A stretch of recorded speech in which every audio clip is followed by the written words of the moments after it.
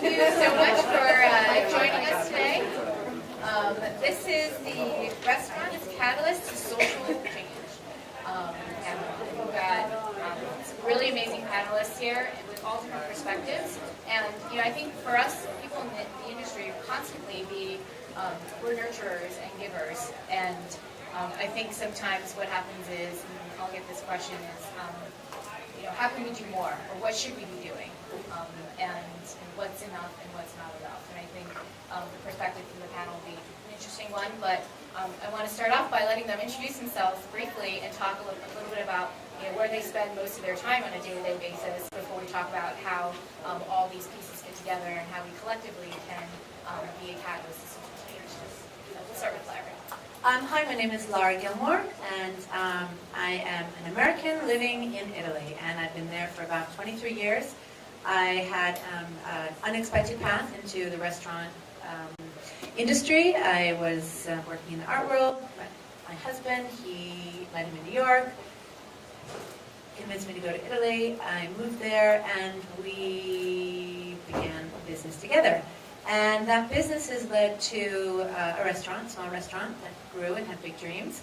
And that restaurant has become the place where I work, the place where I dream, the place where I raise my family. And I have also been given an extended family, so everybody who works in that restaurant. And over the years, I have also had the opportunity to create amazing projects and teams, and parallel to what we do in our daily restaurant business, dreaming up soup kitchens or projects with autistic teenagers, teaching them how to make tortellini and giving them a future and a job, and work on all of Massimo's books. So I've been very lucky to have found in this food industry, and I'm not a chef, not a sommelier, not front of house. I don't do accounts. My math is terrible. I found a voice being able to help communicate the ideas that we had and the kind of cooking that Massimo was doing and the evolution of his ideas.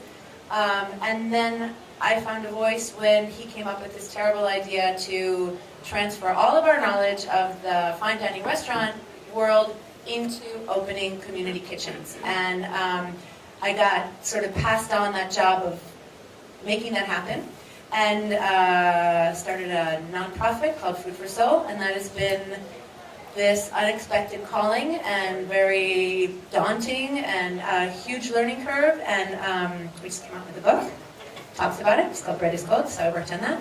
And that's what I do. I spend most of my time running around trying to coordinate all of these different facets of our small town food industry and trying to open it up and not keep it locked down and just open the doors of a restaurant, have people come to the restaurant, eat, pay, go home.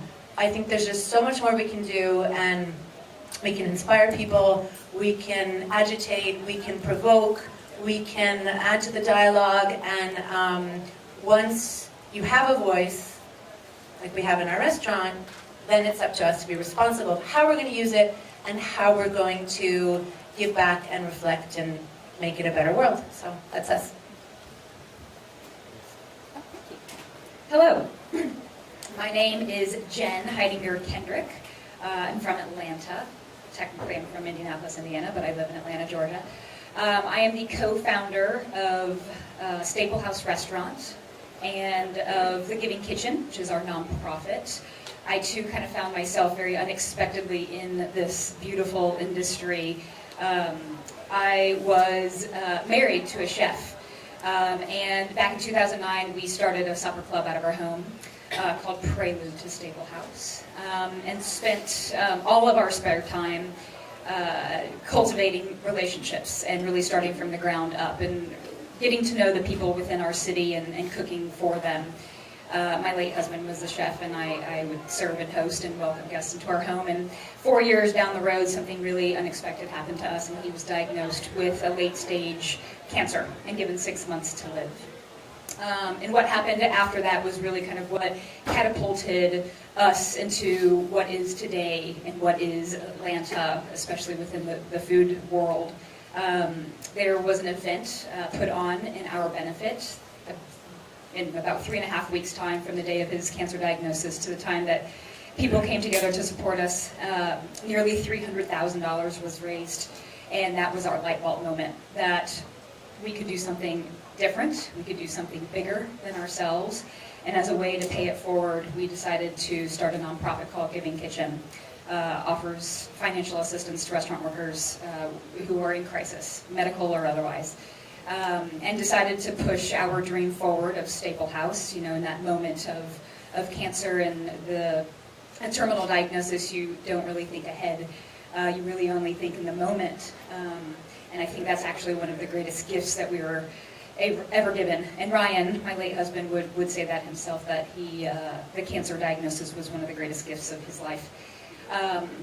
So September of 2015 is when we finally opened the doors of Staple House, which is now a for-profit subsidiary of our nonprofit, where 100% of our proceeds are channeled back to our nonprofit parent.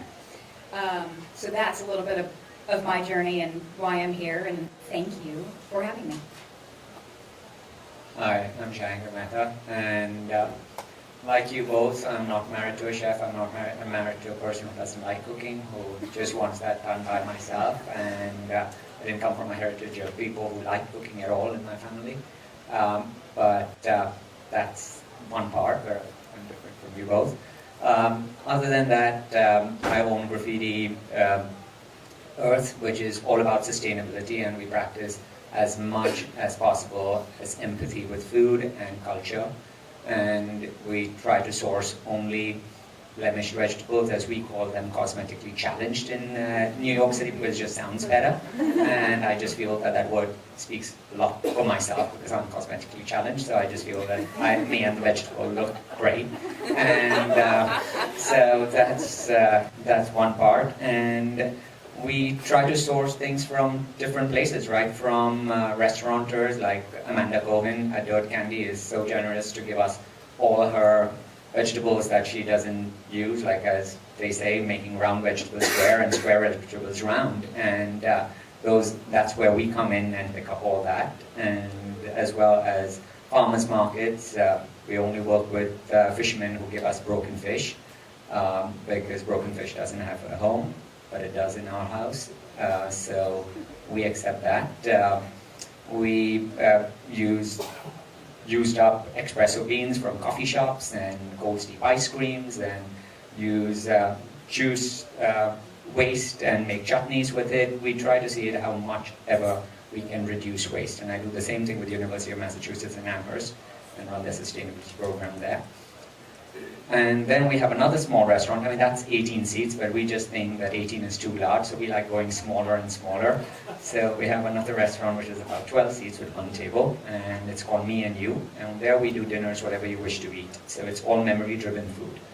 We ask you a question, we ask you multiple questions, and according to that, we create a story. So every course is a story according to what you write to us. And we think that sensory as well as food can give out a different mindful eating and how to eat on a different way. It's not just about food, but it's how you eat, where you eat, what you eat, what plate you eat, and makes a very big difference in life. And how you take a moment without electronics and talk to and see someone in the eye and eat is very, very important. So we do a lot of feeding people, we do things a lot with touch. When I say touch, in the right places, in the hands, and we're not talking about the president type of touch. And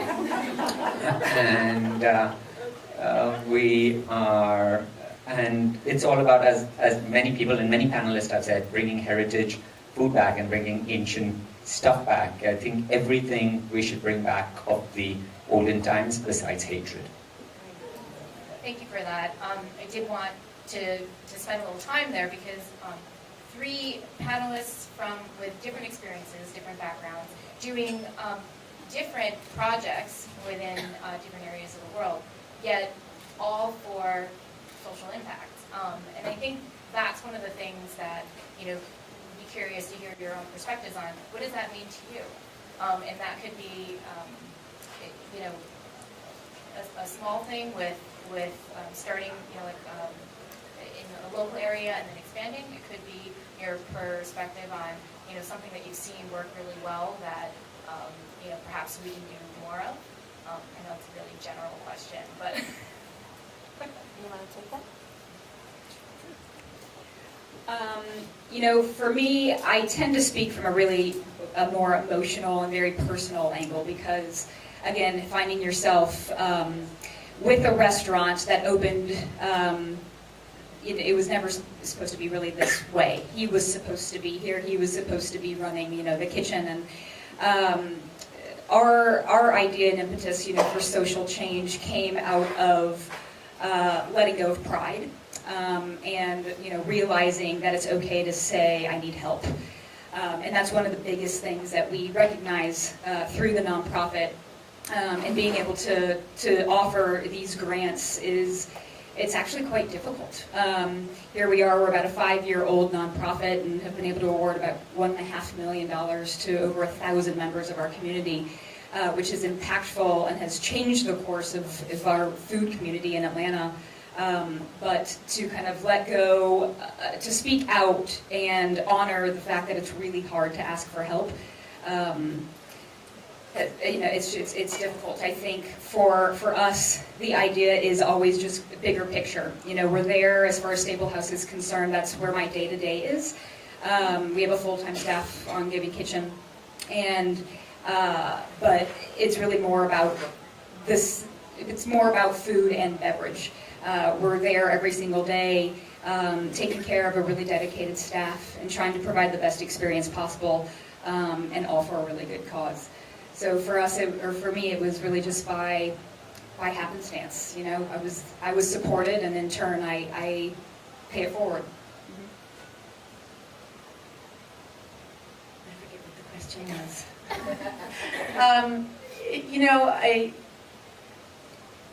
I think whatever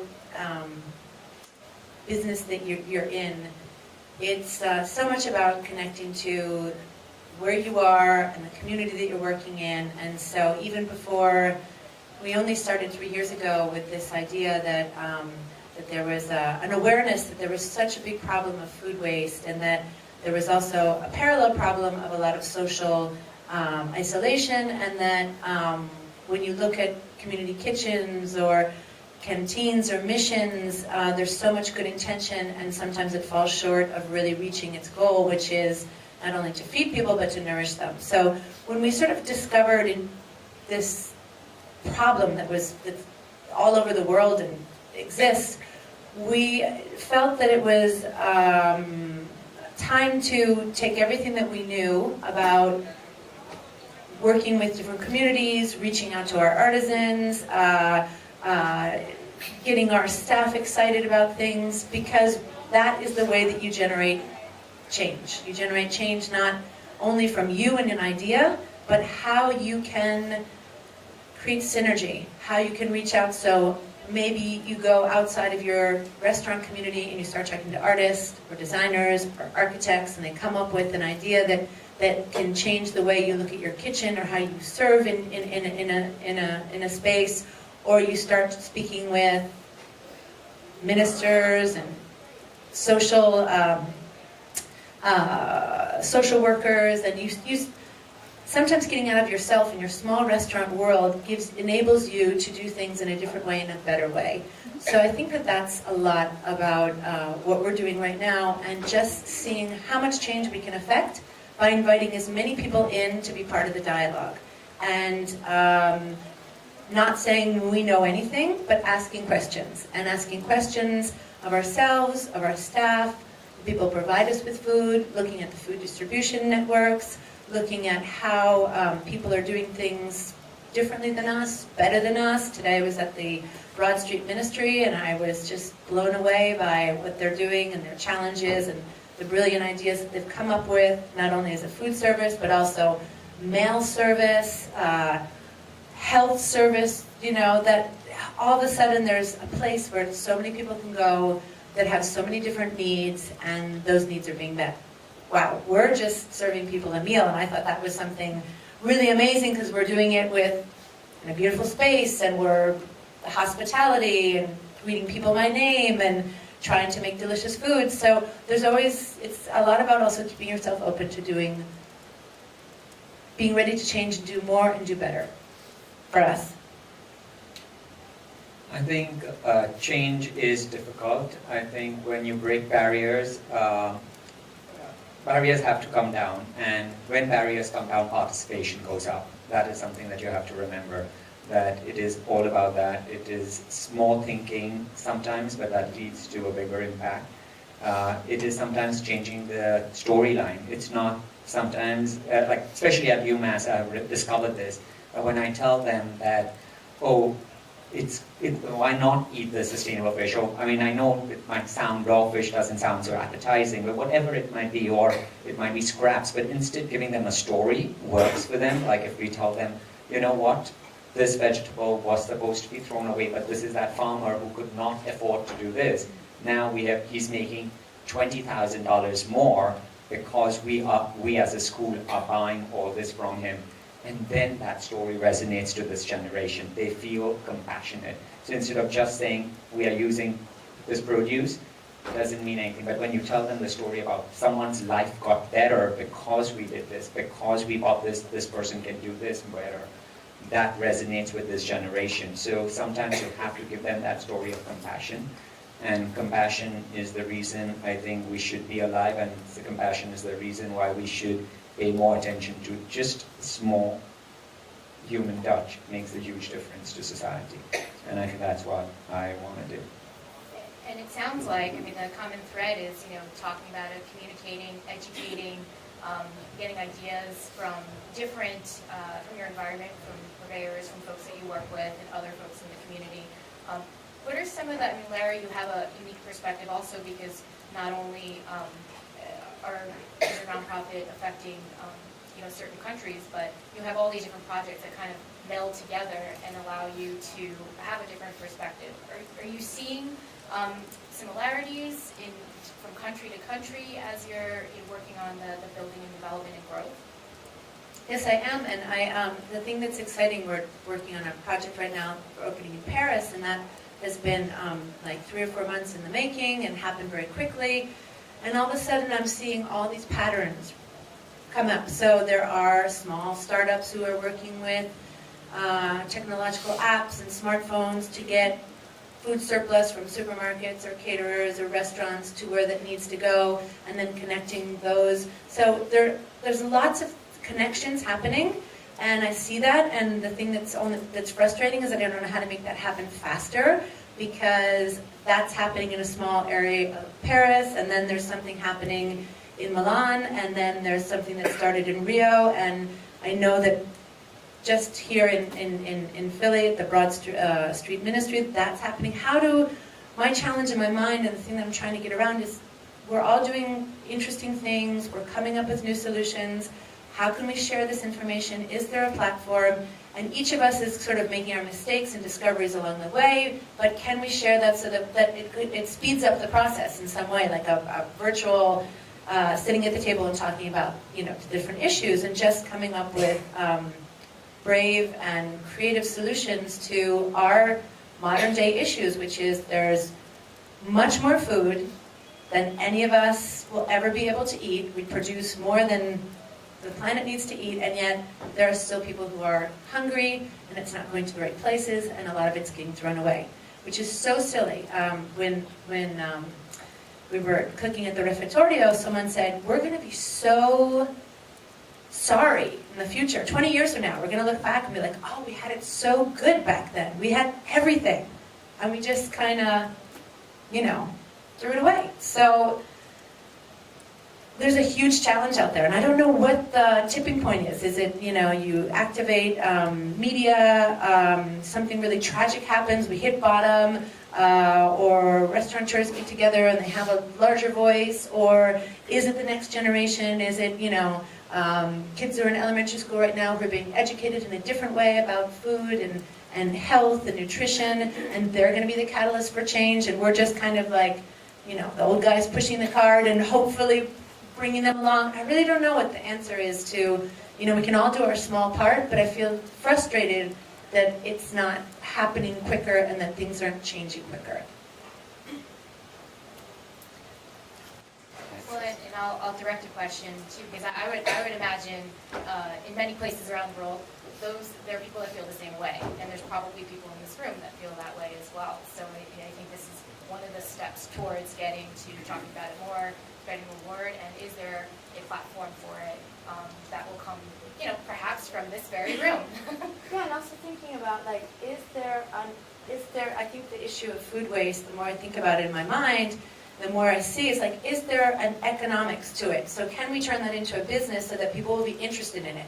Maybe someone at a big technological company will come up with something really smart and clever, and they'll find a way to turn that into a money-making, profitable business so that someone will want to come up to a solution. So, disease and illness, and you have pharmaceutical companies because there's a profit in making people better and well and solving this. So, I'm not a good math person, so I'm not the one to do that, but someone out there is, and they can come up with that formula to turn it into a profitable business.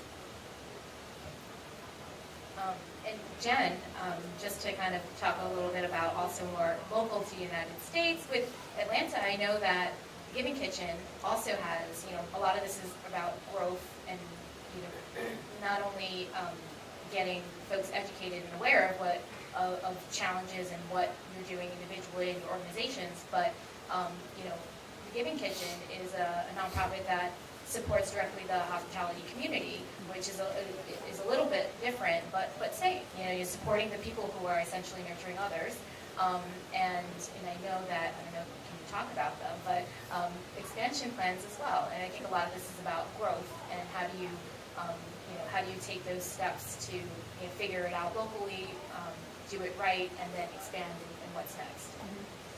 Yeah, and I mentioned we're approaching our 5-year anniversary for Giving Kitchen, which is in May, and I really will never forget the moment where we were sitting around in my living room with my late husband and a couple of our mentors, and kind of formalizing this idea of what this nonprofit would be. And I remember the question going around of, well, who will we protect? Who will we help?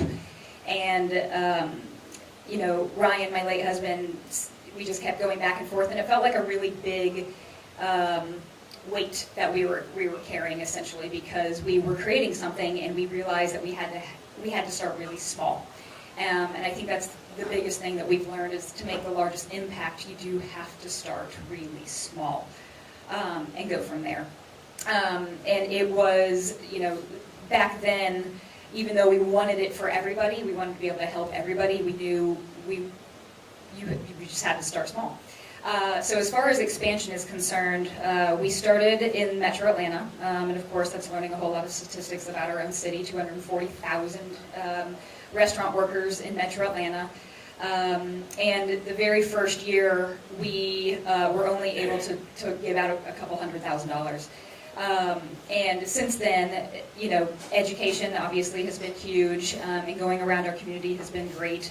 But the idea for us is that this is meant to be for everybody. From starting it brand new, we had to determine what a restaurant actually was and what that meant to be able to provide for those restaurant workers. And now that we have that definition,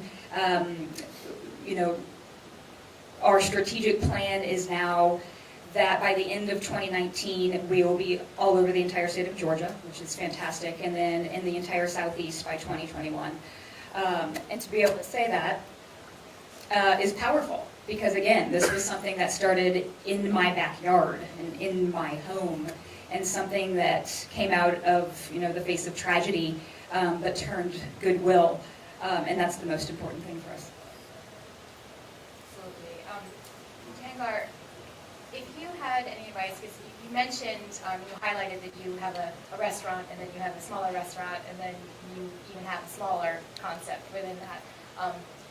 For those of you who are restaurateurs or on either front of house, back of house, or on the business side, do you have any advice for them? Because on how to start small, or what are the little things, the little changes that you can start with that have lasting impact and can make a difference? I think what can make a difference to a restaurant is not the carpet, it is the people who work there. I mean, or it's not that glass or all our cutlery, crockery, silverware, everything is hand-me-downs from friends and family. We've not bought a single thing. It's again saving the planet in some way. And if that money can be reinvested, like we did this one project last winter, and we said that if we're not going to have any use of saran wrap in the restaurant. For 2 months, we're not going to buy saran wrap. And we saw how much saran wrap money that we use. I mean, it was in my restaurant, which is 18 seats, that's not much, but whatever. If it came to about 300 something, and we said, with that 300, we're going to go out and eat, but y'all are not going to use saran wrap. So we're going to use that money, but in a more positive way to showcase we can live without saran wrap in a restaurant. We can, same thing happened as a small project when we started. We said, kitchen people use too many napkins. Yeah, just take one, one goes to two, they'll use 10 kitchen towels at the end of the night, one cook. I think it's excessive. And so I said, you know what, we're not going to give kitchen towels to the laundry. Each cook will wash their own kitchen towels at the end of the night. It became, everyone is only using less than 2 napkins. So, I'm going to take that idea. So it is small things. We can just change that perspective of thinking for a human being. If it is something like, if you finish at, what can you recreate? I mean, instead of telling the cook like, oh, today come up with a special. No, today you're going to not come up with a special with thinking of what to buy. You're going to come up with a special thinking of what is there in your cabinet right now. And that is the special that is going to be only sold. And it is small things like that, how to utilize stuff up, which is the most important thing in life. And for us, many times people think that, oh, giving away to, like calling an organization to pick up, there is a lot of poverty within the organization. We are in a small boutique hotel which has 40 rooms, but that staff, that housekeeping staff, why don't you just give it to them? Give the food to them. Give the food away to people who you know around you, or whatever it might be. Why not sometimes just right there, it's in your face. So even if you thought that calling City Harvest or calling any of these companies is a lot of time, why don't you just tell your own staff you can take whatever you wish, and that will make an impact on them. And I would say just small things in life will make a huge difference. Our napkins are from scrap materials from the fashion district, so they're only 6 inches or 8 inches. It's scrap material, so we don't know what material we'll get. So, and whatever size that comes to is what we stitch it up. And so a smaller napkin is firstly that was going to be in the garbage. Second thing, a smaller napkin takes less water to wash and less ironing. So 3 aspects of sustainability is mentioned into that napkin. And however, I know Americans have a big mouth, and to clean that mouth you need a bigger napkin, but I think a 6 inches would work. And I'm American.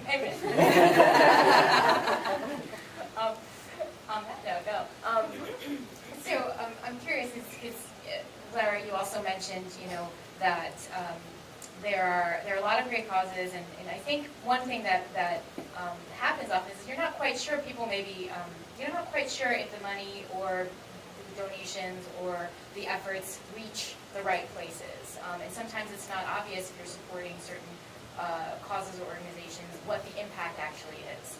I'm curious, are you seeing, and actually this question is kind of for all 3, but I'll start with Lara. Are there any common misperceptions that you've come across that you think that people who think they're helping or want to help may not have all the information or have full understanding of how to actually approach it? I don't really know how to answer that question, except for saying that if there's so much information out there, and with these projects that we've been doing, they keep being called pop-ups, and we're like, well, it's not really a pop-up because we're actually open. We're open 5 days a week. We opened 2015 in Milan, and it's still open and serving meals 5 days a week. And the project in Rio, the same thing. Project in London, the whole idea is that you create something that's sustainable. But the only way you can really communicate with somebody is to have them come and be a volunteer, because then they can see from the moment they walk in the door what that experience is. And in a way, through doing, you can be converted to seeing if that's something that you like, or you're calling, or fun, or you want to bring a friend, or you know, in all of our projects, we rely on a lot of volunteers. So a main staff who run these soup kitchens, and then all the service staff, and the cleaning up, and the cleaning the vegetables, and just helping in general is run by volunteers. And we, one of the reasons we try to make these spaces accessible and beautiful and inviting is because the nicer they are, the easier it is for someone to say, hey, I want to come back. You know, it's not just, I'm going to do something good once, but then it was so awful I can't go back there. You try to make it as pleasant and as, and we try to really make these like experiences where you feel like you're working in a restaurant, because there is this sort of like, wow, I've never worked in a restaurant. Who didn't want to be a waitress when they were, you know, or a chef pretending when you're playing as a kid. So that I think it's through doing that people learn, and they find out the real information and not the misinformation. And then the other thing that I wanted to pick up on was this thing about small, really, really small. We started a project just 6 months ago in our hometown of Modena that didn't really need a soup kitchen because there were already lots of different services.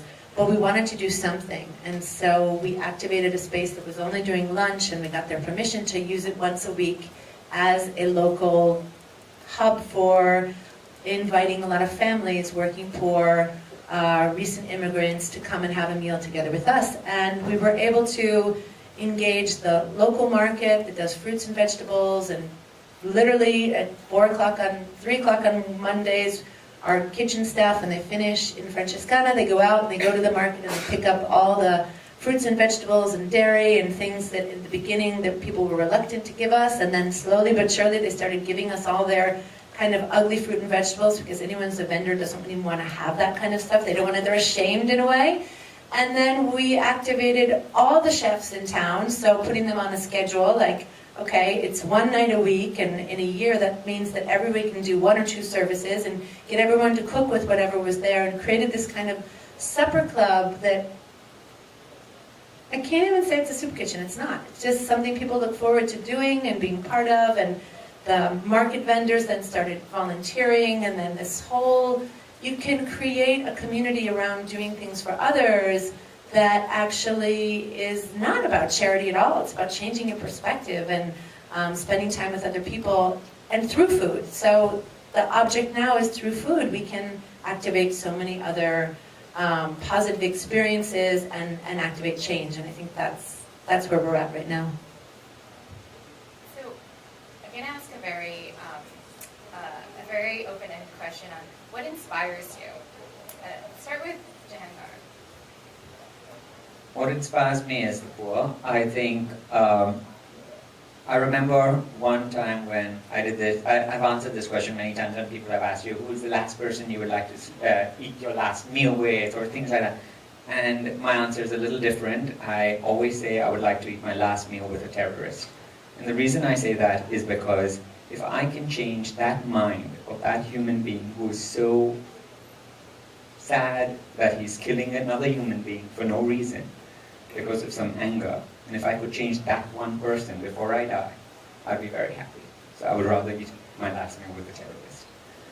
Same thing, I think, in terms of,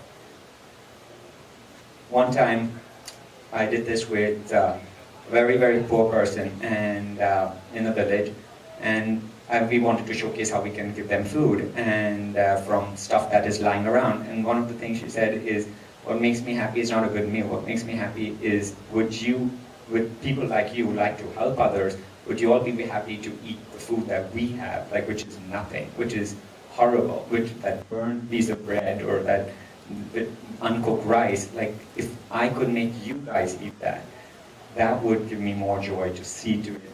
And sometimes it's like, we always think about what we can do and how we can make that change, but sometimes the change is how they see us is very important too. It's a two-sided thing. So if they feel that that is the way it could be made happier, I think that's very important too. So I think looking into and having courage, I think that a lot of people, we don't want to put our guard down. We want to create a persona that we want to be and we are not really are. And we say, oh, we're doing this, we're doing that, but sometimes within us we do know what is wrong with us and how we can better. And having the courage to say that, and having the courage to say that, yes, I do use unwanted produce. Yes, I mean, we do hashtag it as eat my compost for our soup, where we use all the scraps of the whole day and make soup with it. And that's what we did at University of Massachusetts, and our food cost from 28% on the soup came down to 12% by just taking food scraps and making soup. So but to say hashtag eat my compost is much more, it gives me courage to say that. And I think if we all could have the courage to say the things that we don't want, or maybe someone will appreciate your jacket and say, oh, it's amazing, but you have the courage to say, you know what, I bought it from the thrift store. Like, but most people would say, oh, actually, I did get it from Prada. Like, that is what we normally would say, you know? So it's that having the courage to say who we are is very important. Trending, eat my compost. Got it. I love getting outside of my box, my everyday. That's what inspires me to kind of evolve. I love change, actually. And evolution is very, very necessary, and thank goodness I tend to flow pretty easily with that. Ryan, my late husband, he did a talk the summer of his diagnosis, and came out with anything long-lasting or worthwhile takes time and complete surrender. And that motivates me every single day. We actually have those words painted by our back kitchen where our staff and our diners can see them every day. And again, it takes us back kind of to the beginning. It's about patience, and it's about taking things slowly and with determination and finding yourself within those moments that are really, really difficult, but having that perseverance to move through. Again, anything long-lasting or worthwhile takes time and complete surrender. I love that. That's so nice. So I just turned 50. Feels really good. This is like a month ago, and my husband gave me this. Everyone says that when you turn 50, it's like the best thing that can happen. So, and my husband gave me this sweater, and it's got writing by a graffiti artist, really young. Her name is Coco Captain, and it says, "What are we going to do with all this future?"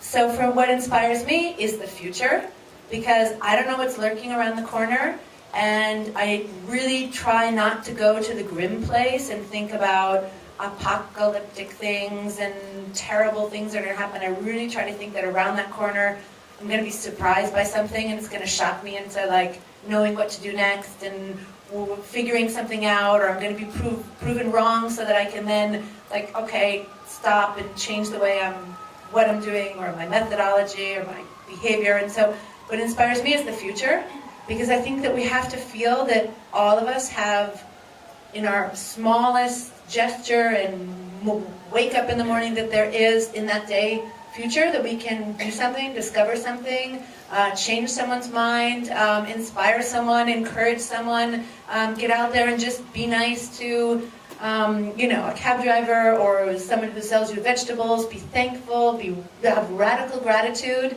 towards everything, because we have this day, and tomorrow we don't know if we're going to have it. So I'm inspired by the future, and just the not knowing what's next, but waiting to see and act upon it. Wow, I don't know how I'm going to follow that, but I will say that this panel and all of you are incredible. I'm inspired incredibly, and I think, now is the time with this industry that people are looking at leaders like you all on like what they should do, and not just people in the industry. I think the voices that the leaders in this industry and the people who are in the industry have now are more than ever. And so I applaud you all for what you're doing, and thank you, and I look forward to everybody. Google is a very powerful tool, and I know we didn't go into too many details about each one of the many accolades and activities that you all have done, but please, I implore you to take a look further. With that, we're going to take 5 minutes or so for questions. Questions? I've never heard this I'm curious as to, particularly with, well, sorry, everybody, what the current political environment, how that sort of influences your decision making in what you're doing. I mean, Italy just had this big election that kind of, mimicked in a lot of ways what's going on in the States right now and other parts of Europe.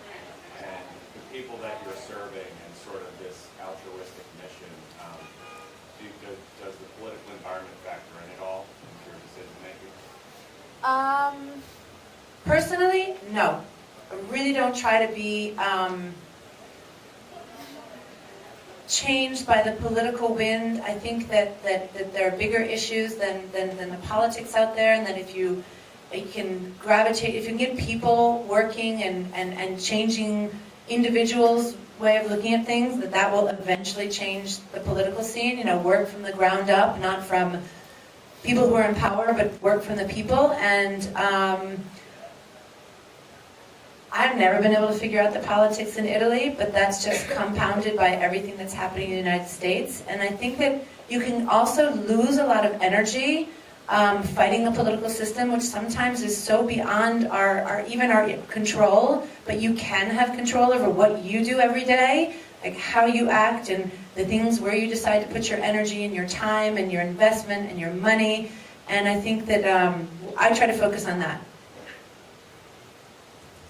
I just think that, I know most people are not happy with this type of leadership, but I think the most important thing is not to put someone down. One of the statements that this awful president said was, I want to eradicate Obama's legacy. Why not just say, great to Obama's legacy, but I'm going to create my legacy? Why not that? Why have you to bring someone down to come up? He's on a platform which he could have still had his own legacy. Why do you have to say such hurtful words to look good? I think that is the biggest problem. I think if we just don't do this on a day-to-day basis, I'm not saying that as individuals we have not sometimes tried to say, it may not say that, but behave in that particular way. Why not just say that I'm going to look beautiful because I'm going to be doing this to my chin. Why are you jealous of that other person? Whatever it might be, it could be beauty, food, whatever, but just do your own thing to showcase that change. Don't try to pull someone down to showcase that change. I think that's most important.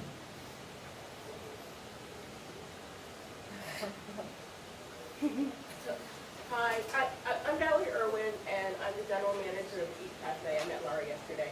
So, any of you know, Eat Cafe is a program in the Department of Public Health at Drexel. It's a program, we are part of the Centers for Hunger-Free Communities.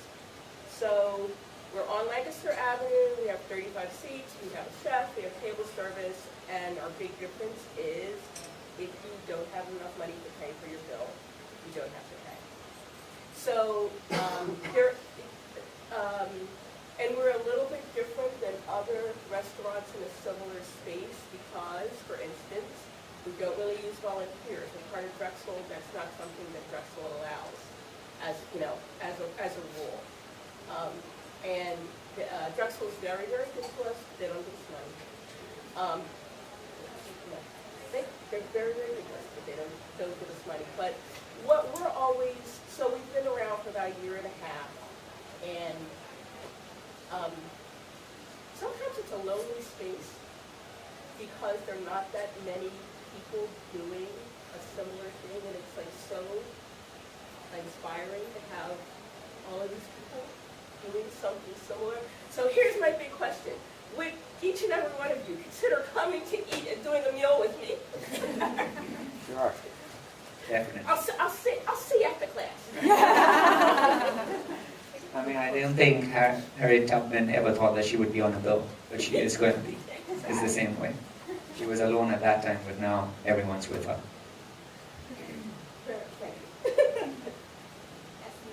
So, knowing that you guys give so much back, especially to your direct communities, but growing continuously, what do you guys consider to be a profit in the aspects of your businesses that do generate a profit, knowing that so much of it is going to be going back?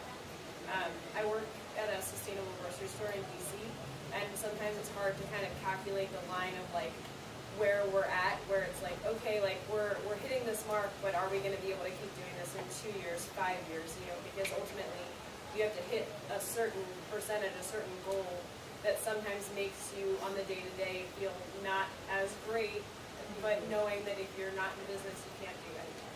So I guess I kind of just want to know, like, what's the line for you guys of like where those profits are, where you know that you can continue to generate back into what the ultimate goal is. What's the name of the grocery store? Glenn's Garden Market. Glenn's Garden. And when you say sustainable grocery store, what does that mean? So they focus on almost all local vendors. We've launched 78 businesses out of the DMV in the past 5 years, and 43 of them are women-owned businesses. So the main goal is to be able to give those vendors a voice for the first time. And so a lot of our margins and a lot of things that we sell are sold for less than they typically would be to allow those products to exist in the first place. But then at the same time, we have to keep the doors open. So, yeah. We have a 0% food waste mandate throughout the company. So we have 2 stores, and so we have a prepared food section that takes everything that we can't sell in the grocery and they create something with it. And it's, I mean, some days are obviously better than others, you know, but But I think right there, like, you know, that's where you can, your prepared food section is where you're going to have your most profit. yeah, definitely. So, especially if you're going to be making your prepared food, and I think it's always good to be really transparent and honest. So this prepared food we're making is coming from, you know, the vegetable trimmings and scraps, and we've come up with these very interesting recipes. We're changing the dialogue, our pesto. Okay, we don't have basil, there's no pine nuts, we're going to add breadcrumbs, we're going to be inventive and change the idea, and that's where you got to get the markup. And that's an opportunity because I think people like, everyone's really busy, and it's great to buy beautiful fresh carrots. Most times they get cleaned, and in my own house, I eat them raw because I don't have time to actually cook them. And then, and people want cooked food because they don't have the time to prepare it, or the energy, or the skills. And so, I think in any business you have to find, okay, we're going to sell the vegetables at the right price so that we can give that money back to the farmers, but then we're going to find a way for our profit margin in another section of the store to have things cost a little bit more. And it's just about finding the balance. And in any business, and the restaurant business in particular, there are no retail, there's no guidebook. It's like there's nothing out there. And it's really just about being sensitive to your public and how you can shift things around. And a lot of times in our projects, in the soup kitchens, we have to raise money. We do cooking events. We get chefs to come and cook, and they raise money and profile. And we partner with local agencies who want to get a little bit more of attention. And there's a paint company, and they want to do an event, and we'll say, hey, why don't you do your event in our space? And you know, that money, instead of getting a regular caterer, we're going to work with surplus ingredients. And then, so it's really about being creative and not getting too stressed about the obligations of you know, are we making a profit? Finding creative ways to bring in money until you make it. You know, fake it till you make it. You got to find a way and be clever and keep the energy moving around. Get people enthusiastic about your mission and your plan, and never stop talking about what you're doing. I mean, we're all Dories here. I'm the number one. Once around the bowl, I forgot your name. I don't remember what you do. When did I meet you? And this, in our 23-year experience at Francescana, we started talking about things, certain ideas, certain traditions, certain ways of working with ingredients, and we're still talking about those. And my husband sometimes looks at me, he's like, oh God, you're selling that same thing to the journalists? I'm like, they asked me that question 5 years ago. Of course I'm going to tell them the same thing. Keep going. Keep saying the same thing. Repeat, repeat, repeat, repeat, repeat. And people won't get tired of it. They'll hear it in a different way every time. So that's my advice. Well, on that note, thank you so much. Thank you, everyone.